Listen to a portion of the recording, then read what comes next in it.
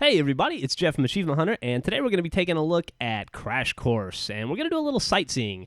We're going to take a break from all this achievement hunting to just appreciate some of the little things that they threw into the game that are kind of Easter eggs, kind of not. As you all know, we start the Crash Course off after our helicopter crashes, but did you know that the helicopter pilot is sitting right there? Poor guy got infected by a zombie and then turned into a zombie in the middle of flying the helicopter, and Zoe had to pop a cap in his ass, and now he's dead. Then over here, this is actually pretty cool too.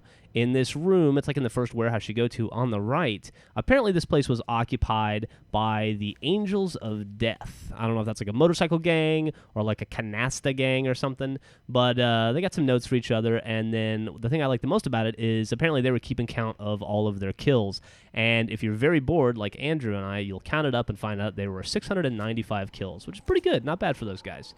Not good enough, apparently, because I think they're dead. And then here you'll notice in this building a quarantine sign saying, "Do not enter or leave." And apparently that's because they were trying to protect the world from bad hot rod magazines. Yeah, you can see there's Hot and Boat and Truckers or something. And over here, this one's actually kind of interesting and story-related. It shows the evacuation centers, and as you can see, the first one was No Mercy. Over here, right before you drop the howitzer, I noticed a train up there. I don't know if that's interesting or not. It's just there. And you can tell that this place is for lease for 5,000 square feet. So if you're looking for some chief office space, they have a number. You can probably get that place for a song, right?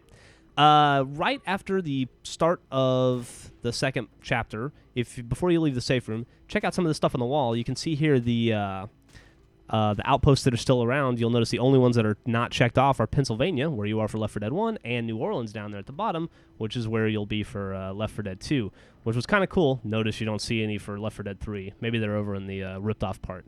And in case you were wondering, how to be safe in a zombie invasion, you can read this little guy. It gives you all kinds of helpful information, and somebody has decided to add to it.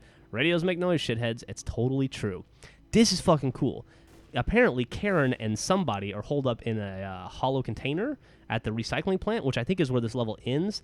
I looked around forever, and so did Andrew. We couldn't find anything for it, but maybe, maybe someday there'll be another nod to that. I like this part about Left 4 Dead. Like, they don't give you a lot of story, but if you pay attention to the shit going on in the background, they give you nice little hooks and clues as you go along. And you can see this is a very long and boring poem. I couldn't even get through it. And apparently neither could the other people that had to use the safe room. I love the QQ. P.S. I'm fat. The Jesus lady. I've been hiding from zombies all day, and this was worse than that. And maybe the best thing I've ever read in a video game, you should hit a zombie with your thesaurus.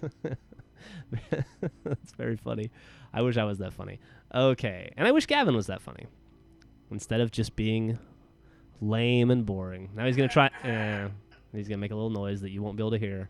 He thinks he's clever. Here's another nod to the plot of the game. Army's still on Riverside, waiting for you at the fuel depot. You start Death Toll at Riverside, so that's where we're en route to. And as you can see, it's the only evacuation center left, the Riverside Church, and unfortunately, it's not left. If you've played Death Toll at all, you'll know that place is fucked up. And over here, this isn't an Easter egg or anything. It's just a cool little shortcut Andrew showed me. At the second chapter of the game, you can skip a good portion of the level by getting up on this guy and jumping over. And, all right, that's it. We've done some sightseeing. Now go get some achievements. Ta-ta.